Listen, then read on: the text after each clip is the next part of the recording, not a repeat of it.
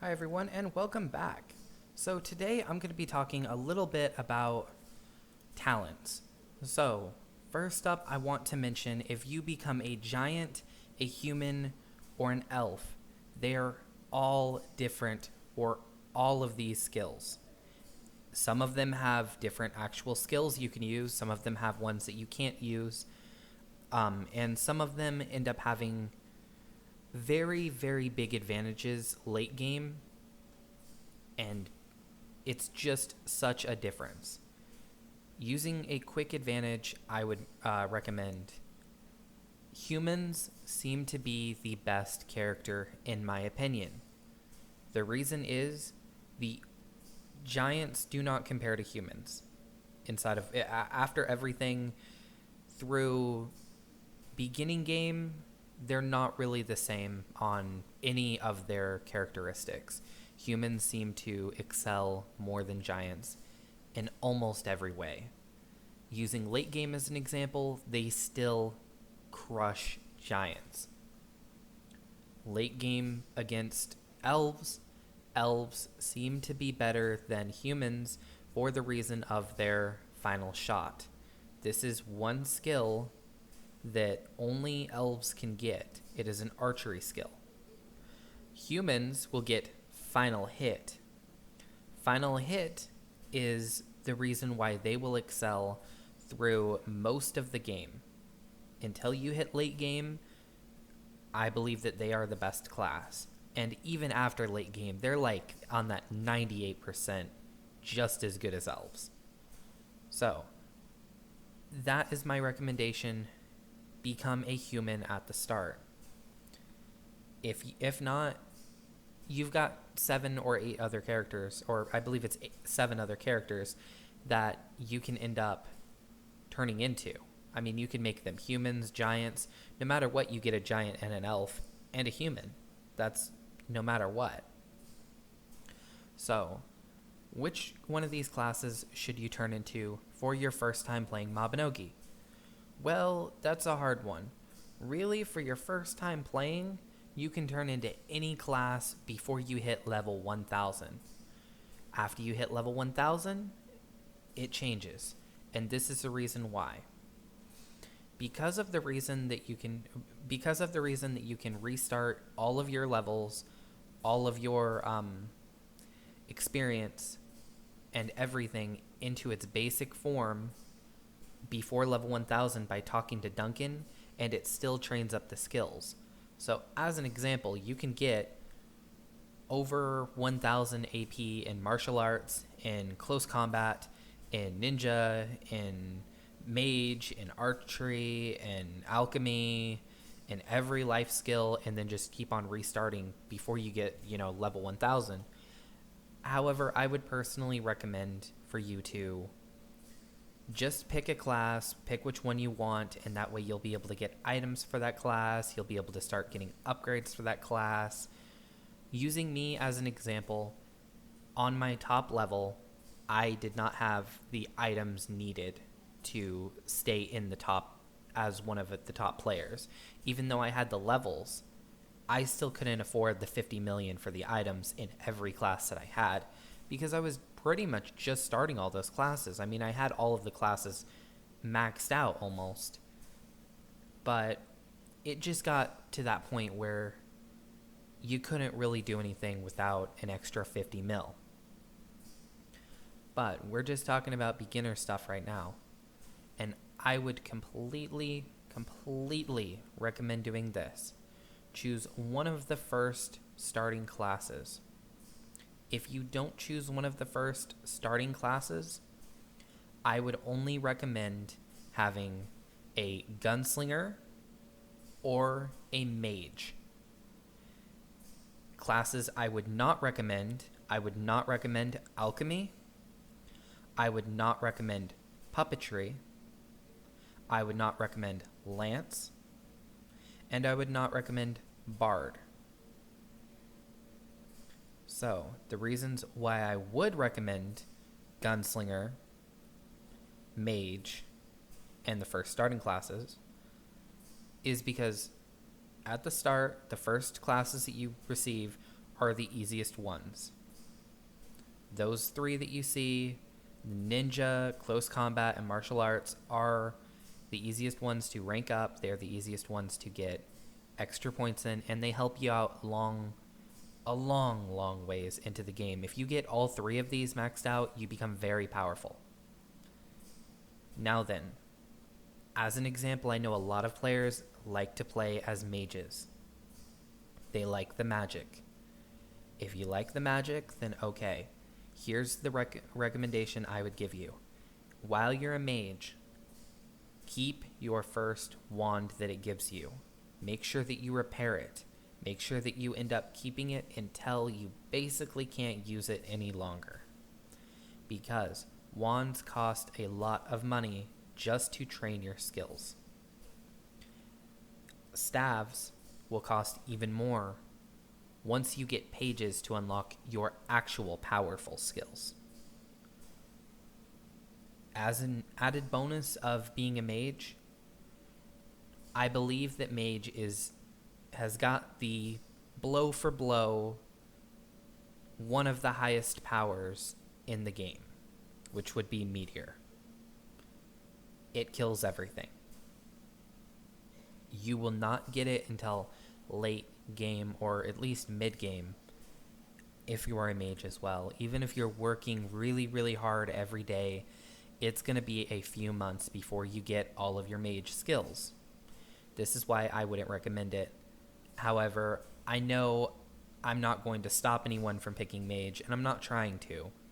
I'm just saying, please know what you're in for your journey of being a mage. Now then, dual guns, the reason why I would recommend that is because with Gunslinger, you are able to clear dungeons very quickly. I mean, so quickly in order to make gold, in order to get items for life talents, in order to just help you out so much. Dual guns or Gunslinger is so very much, it's so impressive. You can clear the dungeons so much faster with dual guns than with any other skill, just for the reason that it's very fast on hitting the enemy, and if you can kill him in one hit, you got it down. Now then, the reasons why I would never recommend music, alchemy, or puppetry, or lance is the reason that they're not very powerful when you first start off, or they're just not very powerful in the game. Music, not very powerful in the game. For fighting, it should not be your first class. I tell everyone, even inside my guild, if you're trying to be a bard, it doesn't work for your first class. Same thing with lance. If I see people with a lance in shadow missions, I usually don't like to have them in the shadow mission because they're either really weak or they're just powerful and trying to train a skill, which is going to hold back the entire team. Those two classes are just so hard to do. Now then, the reason why I say no puppetry and no alchemy. Reason for puppetry.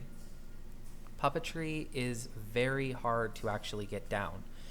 When you're just starting a game, I know a lot of people, it puts pressure on you to start getting better, to start trying to do everything.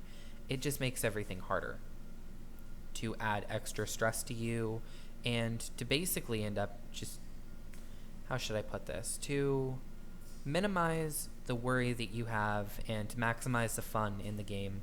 I would not recommend puppetry for your first talent. However, puppetry is very powerful in the game. It's actually a little bit more powerful than ninja, I believe. But it's also hard to get the hang of. It's unlike any of the other skills in the game. So that's something to keep in mind.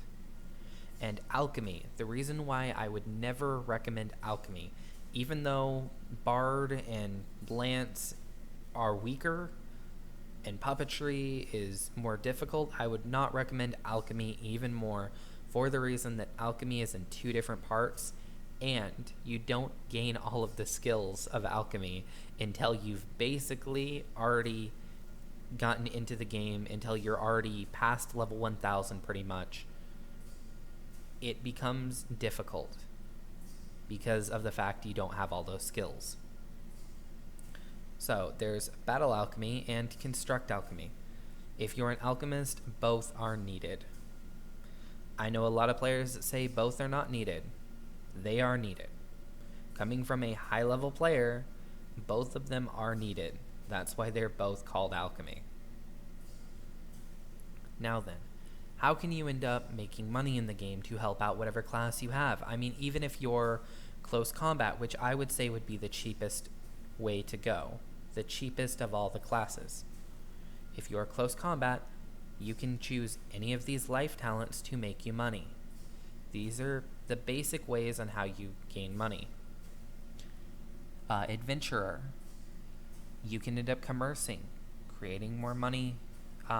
Or is commercing in adventurer? Let's take a look at that. Adventurer. Okay, so commercing is not in adventurer. I'm going to say adventurer's way of making money would be fishing. So, using fishing, you can go in Belvast, fish up Striped Marlin, fish up Admiral Owen's boxes, and let's see, mercantile. Mercantile would be commercing, going from one place to the next, selling goods for a profit. I would not recommend doing that under level 100. However, I would say it's really fun, and if you're going to watch YouTube or if you're going to watch Netflix, it's really good to do, just for the reason that you can just have half your screen on, and it's pretty useful. I mean, it gets you gold, it gets you lots of XP when you're a low level. When you level up your merchant and your commercing skill and all of the actual posts that you go to, it becomes really useful. Now then, Holy Arts. Holy Arts, let me go to this one real quick. Holy Arts. So this one has actually no skills that I believe make money in the game. I do not believe that this should be a life skill talent, just for the reason that it's mainly used for defense that I see. This is the reason why. Let's say that you're doing mage. It's very helpful for you to have meditation.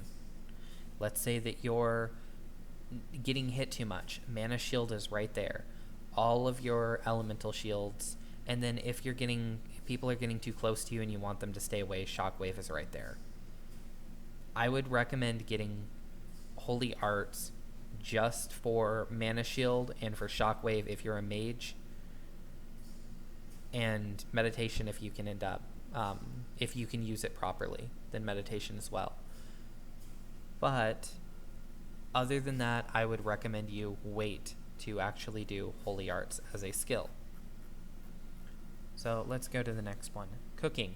Cooking will give you food that you can end up selling, or it will end up getting you food that you can turn in for quests and even gain adventure seals.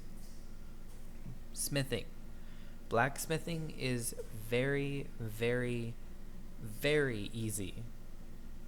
All you need to do is run through Bari Dungeon, gather ore.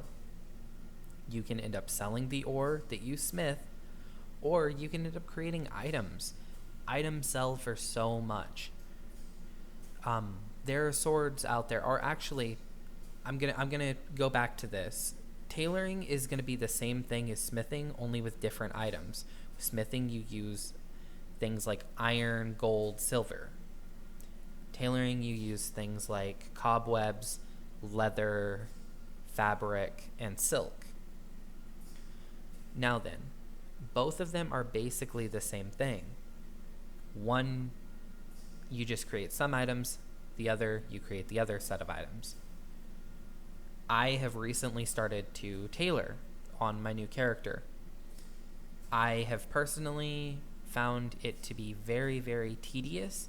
However, it gets rid of a lot of those items I get in bulk, and it gets me the skill ranked up quickly. I know for a fact that when I get to rank 1, because I've been there before, it ends up being easy. It makes you a lot of money because you can go to NPCs and buy the clothing that's rank 1 or rank 2, And then you can sell them to people for a couple 100K each and make a profit very quickly. And it's with the materials that are really easy to get as well. So it's something you should keep in mind. It's really, really easy to make money off these two talents. Next thing, medicine. You can end up creating potions. You personally will need potions. Every player around you will need potions. Question is, are you getting them from monster drops, or are you going to go and buy them from players? If I'm about to do a dungeon spam, or maybe a Pika hard mode, or a Pika advance, I always go through and get at least a couple stacks of every type of potion. Reason why is because those are difficult. Abyss, Pika Abyss, that's what I was thinking of. And carpentry. Carpentry is the same thing as blacksmith and tailoring, basically. You end up creating things, and then you end up reselling them. And with carpentry, it has a little added bonus, I would say. When you're gathering wood, you can also sell the wood. Fine wood, which is fairly common to get, sells for 50K a stack. Finest sells for about 100K a stack is what I try and sell it for, but I mean, it can sell as cheap as 60K. So not really that impressive for the price difference, but it is still very easy to get when you rank that up. So use the life talents to create you a very good inventory. Use the starting talents to end up creating everything that you need for your skills, to get you the items needed, to get you to and from the places needed for your life talents. And that's how you end up creating money in the game, which will get you the items you need, which will get you the power you need to actually be able to play the game to its fullest. Now then, a added little bonus in here is the hero talents. Hero talents are right here. There are Druid, Starlet, Vates, Culinary Artist, and Treasure Hunter. These are the things that you can end up rebirthing into using real money. I would not recommend rebirthing into them using real money more than once each. However, they are very handy if you end up needing some skills. Using as an example, Druid. The Meteor skill is very hard to obtain. You can rebirth into Druid and obtain it by actually buying it. Snapcast and Spellwalk will also be obtained. Now then, let's say that you're Starlet. These skills will be awarded Song, Encore, and Fantastic Chorus. Vates will get you Elemental Wave, Golden Time, and Hydra Transmutation. Culinary Artist will get you Tasting, Ingredient Hunting, and Catering. I know a lot of people that go for Catering and Meteor. Treasure Hunter will obtain you Exploration Mastery and Artifact Investigator and Crisis Escape. Crisis Escape is very useful. Makes it where you go invisible for a couple seconds from all enemies. It gets them off of you and gives you a little bit to think. It's kind of like playing dead, only it works on everything. Now then, each one will have differences and stat bonuses that you'll obtain from going into them. You can look them all up on the mabinogi wiki page, and each one will give you talent effects, which, as an example for Druid, it will give you the ×2 for your magic talent, for your holy arts talent, and for your medicine talent. So those are the three that involve Druid. Going down, Starlet is music talent, puppetry talent, and holy arts talent. So there's with those. As a little reminder, I personally do not believe there is ever a reason to transform into these more than once just for the reason that it doesn't give you anything other than the skills, the training methods for all three of these, so for every which three that it gives you, and the tiny little stat boost that it gives you, which you do obtain some sort of stat boost with each class. These ones are just shown. If I go all the way up, puppetry as an example, will obtain these stat bonuses. Ninja and music. So I hope all of you like the video. If there are any questions, please comment. I'll answer every comment that we obtain. I hope to see all you guys next time. Like the video, hit that subscribe button. Catch you next time. Peace.